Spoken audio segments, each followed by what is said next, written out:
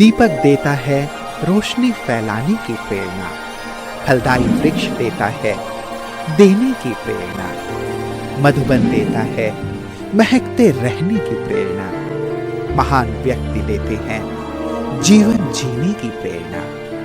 आओ प्रेरणा से दें हम सभी को प्रेरणा।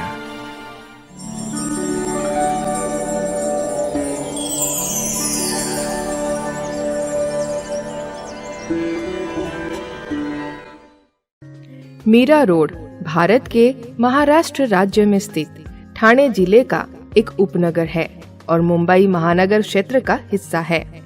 मुंबई मीरा रोड शांति पार्क के ब्रह्मा कुमारी ईश्वरीय विश्वविद्यालय की मुख्य संचालिका राजयोगिनी रंजन दीदी जी हैं। आपका जन्म 1954 में मेहसाणा गुजरात में हुआ।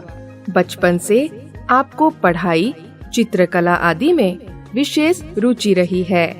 आप नम्रता, सहनशीलता, निरअहंकारिता, सच्चाई आदि दिव्य गुणों से परिपूर्ण आत्मा है। 1968 में आपको मुंबई में ही ईश्वरीय ज्ञान की प्राप्ति हुई तथा 1971 में आपने अव्यक्त बाप दादा से ईश्वरीय मिलन का अनुभव किया।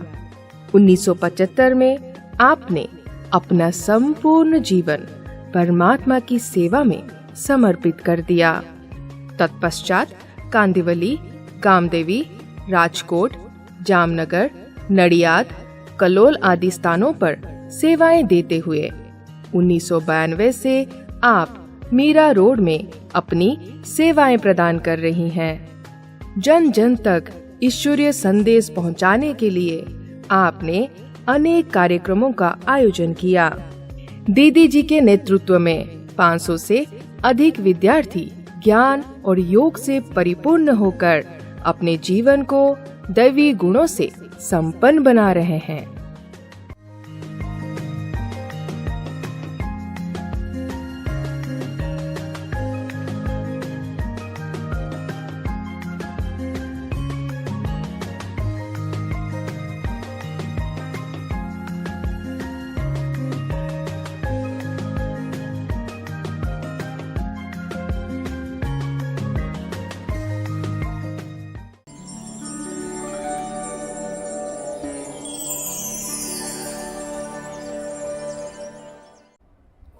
ओम शांति। मेरा जन्म एक धार्मिक परिवार में हुआ था। मेहसाणा डिस्ट्रिक्ट में एक गांव में। वहाँ पर 2-3 साल के बाद हम बॉम्बे आए पिताजी के कामकाज के कारण, और बॉम्बे में ही मैंने पढ़ाई शुरू की। फर्स्ट से लेकर 10th तक मैंने वहाँ पढ़ाई की है।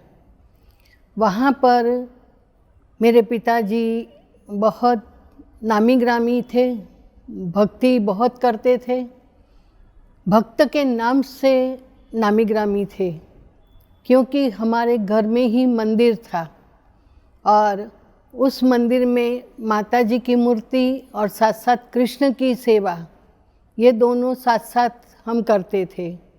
माता पिता दोनों धार्मिक होने के कारण भक्ति बहुत करते थे, तो वो भक्ति के संस्कार भी मेरे अंदर आए। साथ साथ पिताजी इतना भक्ति भाव में डूबे हुए थे और भक्ति भाव करते, जप तप व्रत नियम आदि सब कुछ करते थे। उनके जीवन में 3 तो गुरु रखे थे और 3 गुरुओं में से एक गुरु ने उनको ये कहा था कि आपको इस जन्म में ही भगवान मिलेंगे। तो वो इतनी भक्ति, संतों का आना जाना, गुरुओं का आना जाना घर में ये रहता था, तो घर का जो वातावरण था वो बहुत ही अच्छा धार्मिक वातावरण रहता था। लेकिन कहा जाता है ना कि इतनी भक्ति करते भी भगवान को पाने के लिए उन्होंने बहुत मेहनत तो की, लेकिन उनके जीवन में शांति नहीं थी।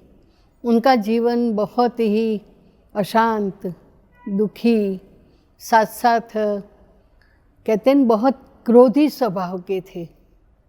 इसीलिए उन्होंने एक बार सोचा कि मैं इतनी भक्ति करता हूँ, भक्ति करने के बावजूद भी मेरे जीवन में तो शांति है नहीं। इसीलिए उन्होंने क्या किया कि एक संकल्प किया कि मैं ये घर बार छोड़कर मैं सन्यासी बन जाऊँ। लेकिन एक बार क्या हुआ था कि हमारे स्कूल में ये ब्रह्मा कुमारी की प्रदर्शनी लगी हुई थी, तो वो प्रदर्शनी हम लोगों ने देखी थी। तो उनको ये संकल्प आया कि मैं पहले ब्रह्मा कुमारी में जाकर देखूं, उसके बाद ये घर छोड़ दूंगा और सन्यासी बन जाऊंगा। तो जाकर डॉक्टर निर्मला बेन से वो मिले। निर्मला बेन को मिलने के बाद उन्होंने कहा कि मुझे ज्ञान नहीं, लेकिन मुझे जीवन में शांति और विकारों पर विजय कैसे प्राप्त हो ये बताओ। तो उन्होंने कहा कि यहाँ तो यही सिखाया जाता है, तो आप आइए।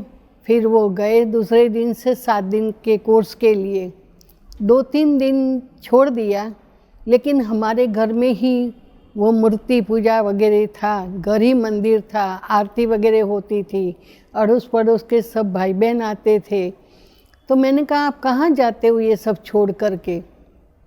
तो कहा कि मैं ब्रह्मा कुमारी में जाता हूँ, जो हमने प्रदर्शनी देखी थी। तो मैंने कहा आप पूछो ना कि हम आ सकते हैं। तो बोला ठीक है, मैं पूछ के बताऊँगा। फिर दूसरे दिन कहा कि हाँ आप जा सकते हो। तो मैं और लौकिक माता जी दोनों हम सेंटर पर गए। शायद 2-3 दिन का कोर्स किया होगा, क्योंकि कोर्स तो इतना समझ में नहीं आ रहा था, लेकिन फिर भी कोर्स किया। और कोर्स के बाद ही हम मुरली में बैठते थे और मुरली सुनते थे रोज़ाना। एक भी दिन मुरली मिस नहीं की। भले मेरी पढ़ाई साथ साथ चल रही थी, लेकिन पढ़ाई के समय पढ़ाई और सुबह का क्लास रोज़ाना हम करते थे। डॉक्टर निर्मला बेन मुरली सुनाते थे, हम लोग रोज़ सुनते थे। मुरली सुनती थी, साथ साथ पढ़ाई के साथ जब वैकेशन आता था, छुट्टियों के दिन में मैं कभी सेंटर पर भी रहने चली जाती थी, वहाँ सेवाएं करती थी। वहाँ मुझे बहुत अच्छा लगता था कि मैं ऐसी सेवाएं करूं। और वहाँ सेवाओं में प्रदर्शनी आदि समझाना या प्रभात फेरी निकालते थे, तो बहुत अच्छा हमारे परिवार में हम सबको अच्छा लगता था। पिताजी भी प्रोजेक्टर आदि उठा के बहुत सेवाएं करते थे। जितना उनको भक्ति का नशा था, उतना ही उनको ज्ञान का भी इतना ही नशा चढ़ा। ज्ञान में आने के बाद 6 मास के बाद उनको मधुबन जाने का संकल्प आया। तो निर्मला बेन से बात किया, तो निर्मला बेन ने कहा कि विश्व शांता दादी जा रहे हैं, आप उनके साथ चले जाओ। लेकिन बाबा ने ये श्रीमत थी कि बच्चों को नहीं लाना है, तो हमको अहमदाबाद छोड़कर वो दोनों माता पिता साकार बाबा से मिलने गए। साकार बाबा से मिले और उनको ये अंदर से ये भावना पैदा हुई कि जिस कृष्ण की हम भक्ति करते थे, वो कृष्ण की आत्मा स्वयं ब्रह्मा के तन में है और उसी का हमें दर्शन हुआ। तो इतने भाव विभोर होकर के वो बाबा से मिल कर के आए। लेकिन हमने कहा आप हमको तो नहीं लेके गए। तो कहा कि आपको हम समर वेकेशन में लेके जाएंगे। लेकिन पता नहीं था कि 18 जनवरी आएगी और बाबा ऐसे अव्यक्त हो जाएंगे। मेरे लिए तो ये उलझना ही रहा कि बाबा हम आपसे नहीं मिल पाए। बाबा को कहा कि इतना अंदर से ये था कि बाबा नहीं मिले हमको। भले हम छोटे थे, लेकिन एक बार तो बाबा से मिलते, ये भाव अंदर से बाकी रह गया। उसके बाद पिताजी को ये ख्याल आया कि ये इतना ऊंचा श्रेष्ठ ज्ञान है, तो अपने गांव में क्यों नहीं इसका प्रचार करें।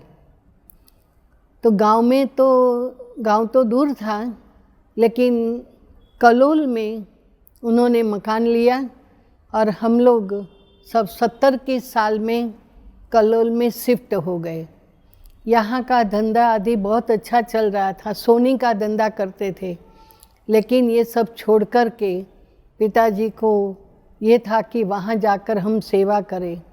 तो कलोल में कोई सेंटर तो था नहीं, लेकिन अहमदाबाद चंद्रिका बहन से मिलकर के हमने वहाँ प्रदर्शनी आदि किया और वहाँ सेवाएं शुरू की।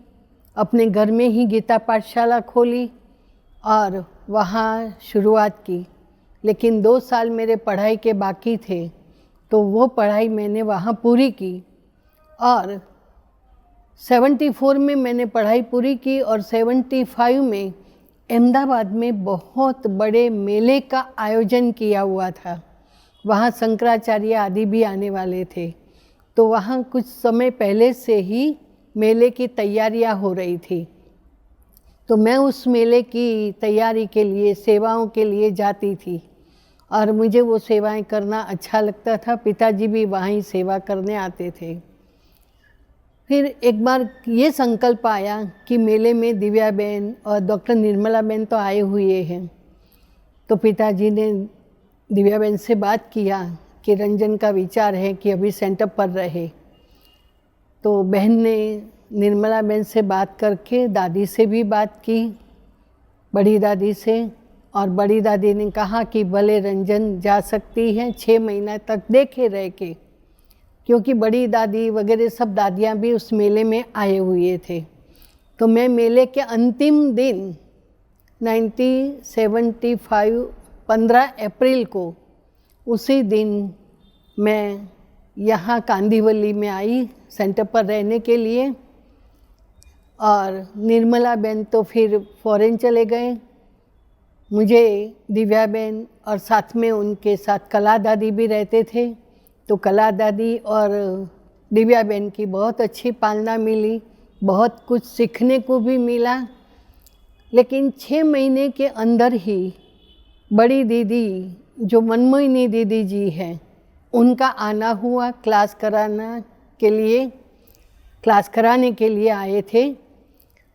तो उन्हों के साथ माना उन्होंने ही मुझे अपने साथ गामदेवी लेके गए। कांदीवली से फिर गामदेवी में मेरा ट्रांसफ़र हो गया और वहाँ पर मैं रहने लगी। गामदेवी में मैं सबसे छोटी थी, लेकिन वहाँ की सेवाएं बहुत ज़्यादा थी, क्योंकि गामदेवी में सबका आना जाना रहता था, दादियों का आना जाना, पेशेंट्स का आना जाना, साथ साथ पार्टियों का आना जाना। तो उस कारण सेवाएं भी रहती थी, तो सेवा करने का मुझे बहुत अच्छा चांस मिलता था और मैं बहुत खुशी से सेवाएं करती थी। ये नहीं कि मैं थक गई हूँ, अथक होकर के सेवाएं करते थे।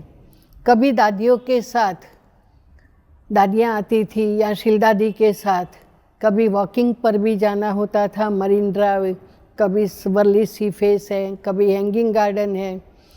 तो ऐसे दादियों के अंग संग रहने का बहुत ही अच्छा मुझे चांस मिला।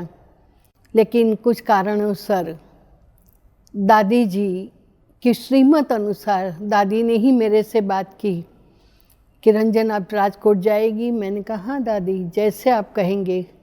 हर प्रकार से मेरी हाँ जी होती थी, कभी ना नहीं किया। तो मैं राजकोट, फिर जामनगर और उसके बाद नडियाद जाना हुआ।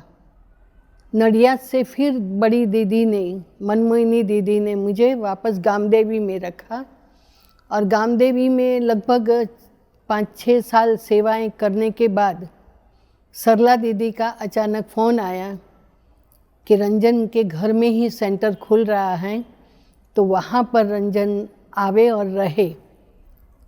तो मेरा विचार तो कम था, लेकिन मैंने कहा कि दादी जी कहेगी, दादी जी की जो श्रीमत होगी उस अनुसार मैं चलूँगी।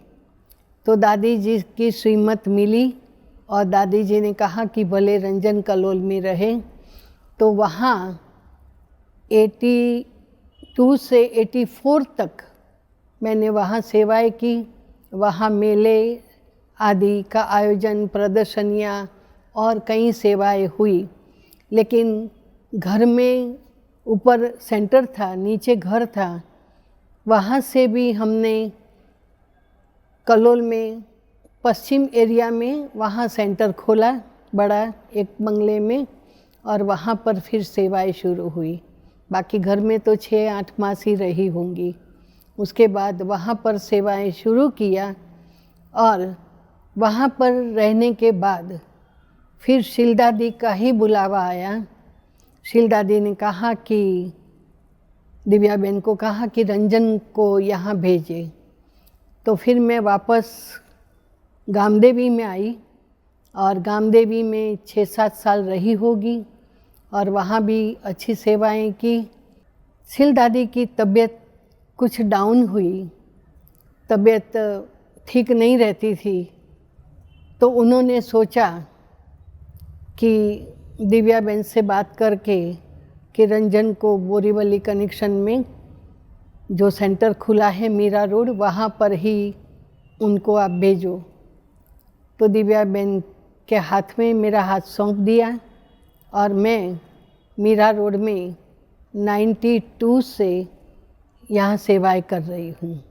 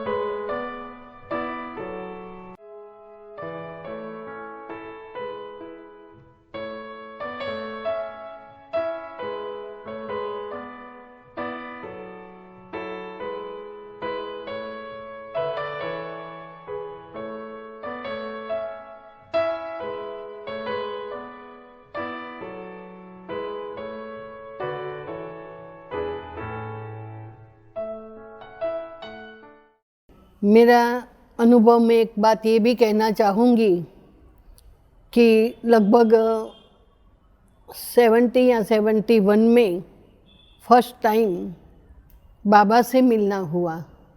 अव्यक्त बाप दादा का पाठ शुरू हुआ था शुरू में, तो लगभग 70 या 71 में मैं बाबा से मिलने गई थी। बाबा ने मुझे वरदान में एक वरदान दिया था जो अभी तक याद है। बहुत छोटा सा वरदान दिया था कि उड़ती कला का अनुभव करो। एक तो ये वरदान मिला था और वापस मुझे एक बात याद आती है कि जब मैं गामदेवी में थी तभी भी मुझे बाबा मिले थे, तो शीलदादी वगैरह याद प्यार देते थे कि रंजन बाबा को हमारी याद देना। तो मैं जब भी बाबा को मिलती थी, बाबा को शीलदादी वगैरह की याद देती थी। लोग के घर जाना होता था तो उन्हों की याद देती थी, तो हमेशा बाबा ऐसे हाथ में टोली देते थे और कहते थे कि ये टोली सबके लिए लेके जाना। तो बाबा के हाथों से टोली भी ली है और बाबा से कई बार व्यक्तिगत मिलना भी हुआ है। माना बाबा पहले एक से मिलते थे, उसके बाद फिर पार्टियों से मिलना शुरू हुआ। तो ऐसे अव्यक्त बाप दादा जब आते थे तो ऐसा अनुभव होता था कि हम सब, भले बाबा उस टाइम सारी रात बैठे रहते थे, जब भी हमारा नंबर आता था हम पीछे बैठते थे और नंबर आता था तब बाबा से मिलना होता था। तो ये होता था कि भगवान आए हैं और भगवान से हम मिल रहे हैं।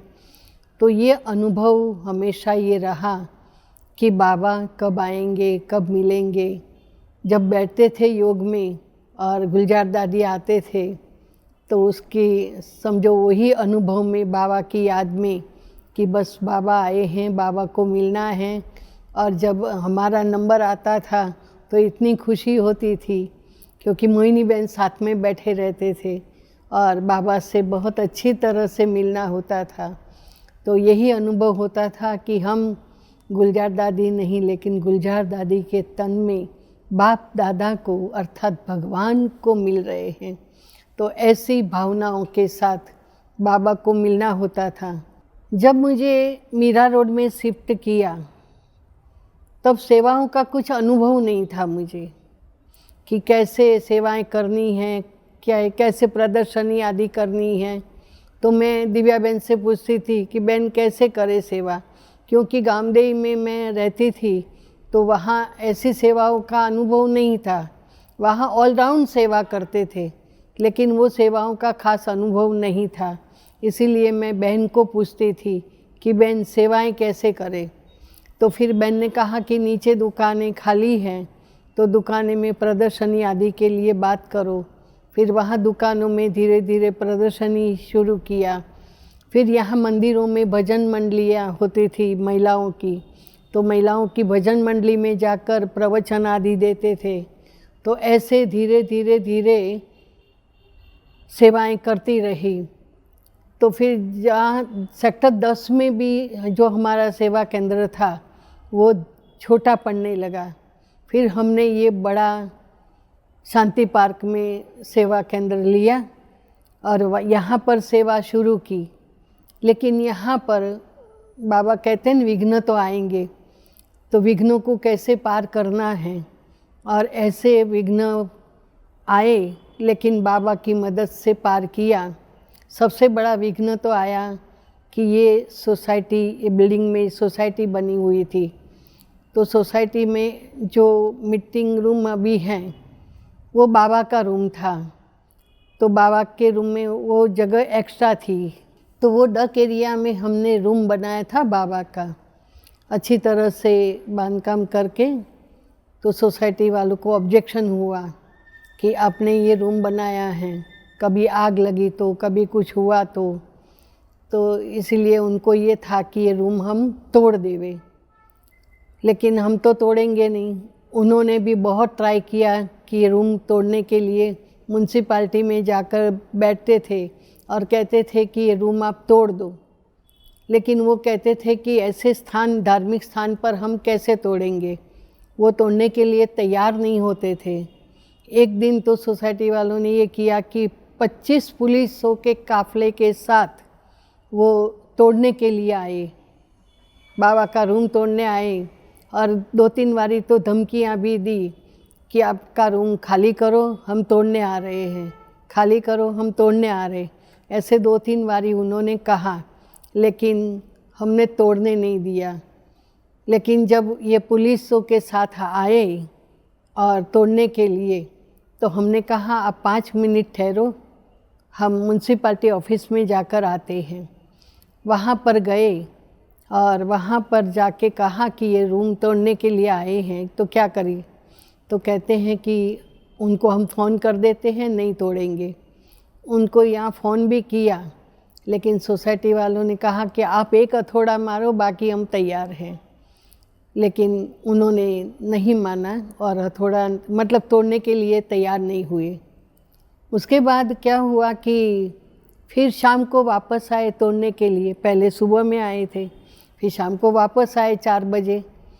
लेकिन हमारे साथ बाबा तो है ही, लेकिन साथ साथ नगर सेवक और कईयों का सपोर्ट रहा। सोसाइटी वाले भी आए, एक मीटिंग किया और संपूर्ण रीति से नहीं तोड़ने के लिए उन्होंने एग्री किया।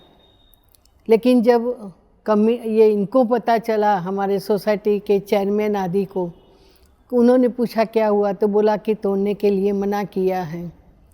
तो तोड़ा नहीं। ये सबसे बड़ी मदद थी बाबा की कि जो बाबा का रूम उन्होंने नहीं तोड़ा। तो ऐसे विघ्न तो आते हैं, और भी कई विघ्न आए। सेंटर नाम पर नहीं कर रहे थे बाबा का, सामने वाला, लेकिन वो भी उन्होंने, हमने सबकी मदद ली, कमिश्नर आदि की, तो वो भी बाबा की मदद से नाम पर, ब्रह्मा कुमारी के नाम पर हो गया। तो ऐसे बाबा की मदद से इन सेवाओं में आगे बढ़ते बढ़ते आज ये सेवा केंद्र इतने अच्छी प्रगति पथ पर हैं।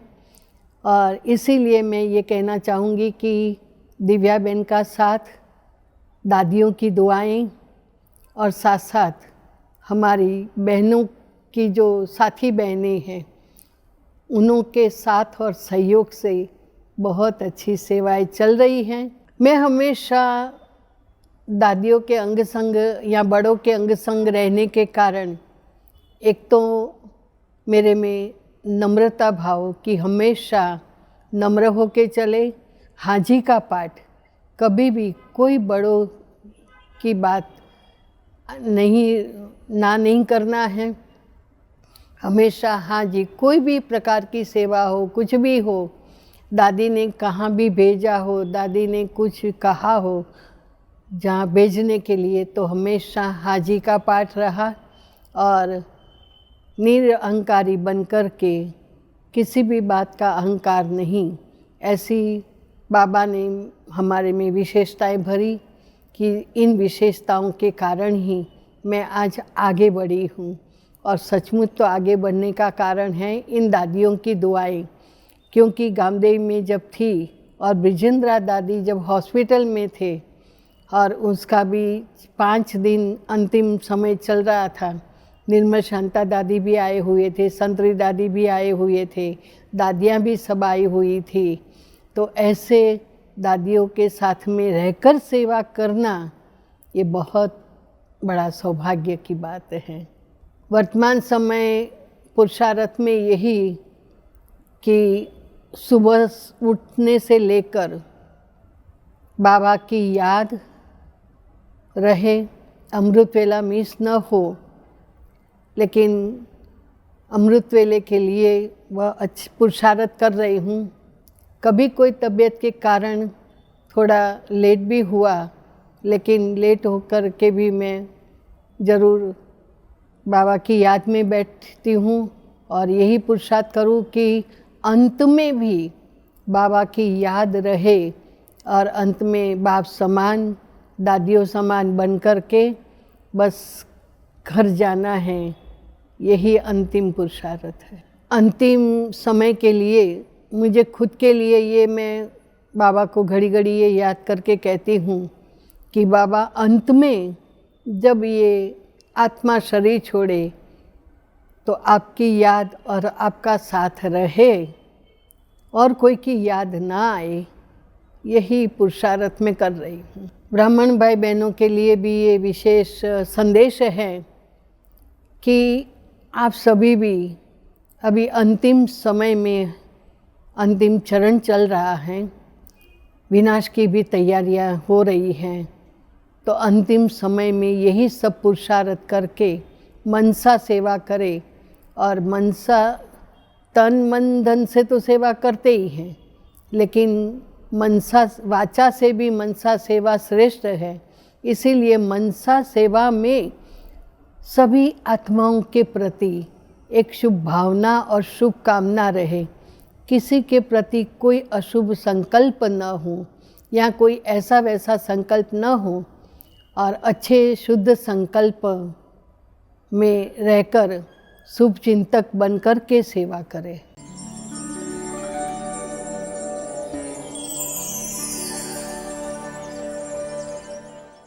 दीदी के साथ सेंटर पे रहते हुए 25 वर्ष हुए हैं और इस 25 वर्षों में दीदी को देखता हूँ अनेक विशेषताओं से भरी हुई है। दादियों के साथ रहने के कारण एक एक विशेषता दादियों जैसी भरी है। जैसे अंदर बाहर एकदम सच्चाई, दिल साफ, कहते हैं ना बाबा मुराद हासिल, वैसे एक एक बात में दादी जैसे बताती है कि हर एक के साथ क्लियर और नम्रचित होकर बात करती है, वैसे दीदी का भी विशेषता है। सेवाधारियों के लिए इतना ध्यान रखती है, उनको खाना खिलाना, उनका पुरुषार्थ कराना बहुत ध्यान देती है। और एक है कि दीदी कहीं मेरा नहीं, ये मेरा एरिया है, मैं सेवा करूँगी नहीं, कोई भी आओ तो सच्चाई से भले से आप सेवा करो, लेकिन ये नहीं कहना कि हमारा एरिया है आप सेवा करो, ऐसा नहीं। दीदी जी के साथ रहते रहते हमने बहुत कुछ सीखा, क्योंकि दीदी जी ने दादियों की पालना ली हुई है। तो जो दादियों के अंदर गुण थे वो सारे गुण ही हम दीदी जी के अंदर देखते हैं। विशेष तो मैं यह कहना चाहूँगी कि दीदी चाहे छोटे हों बड़े हों, समान हों साथी हों, हर एक का बहुत अच्छा ख्याल रखते हैं।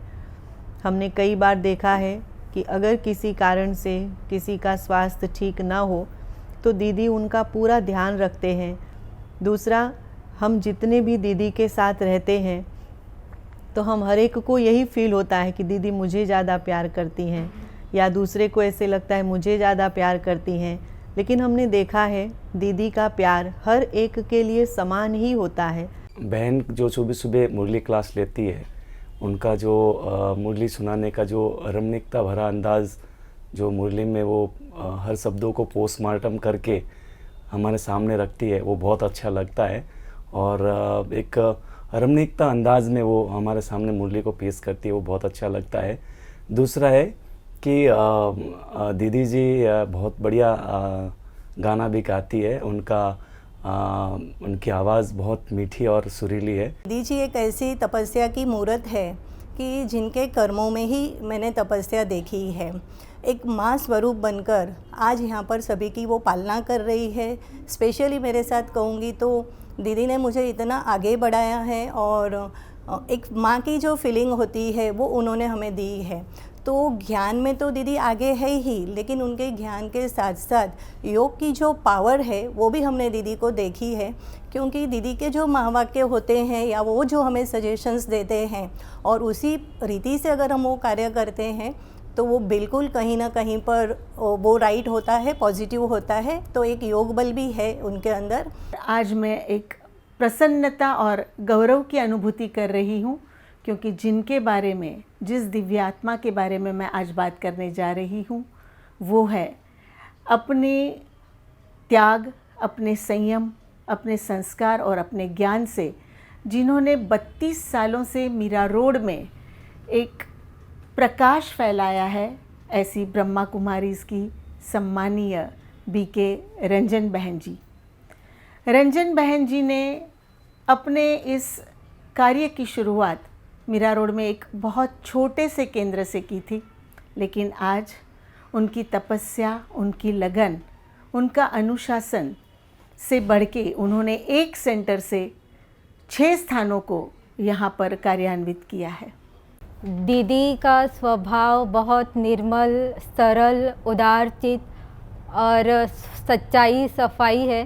दीदी की एक विशेषता बहुत अच्छी लगती कि बड़ों को प्यार करना और छोटों को रिस्पेक्ट और बड़ों को प्यार करना, ये दीदी के इसमें देखा।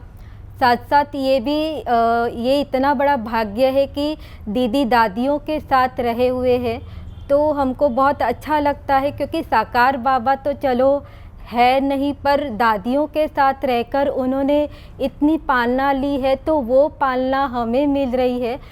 वैसे तो हमने ना ही साकार बाबा को देखा, ना ही मम्मा को देखा, लेकिन दीदी जी की पालना ऐसी है जैसे कि साक्षात ब्रह्मा बाप समान।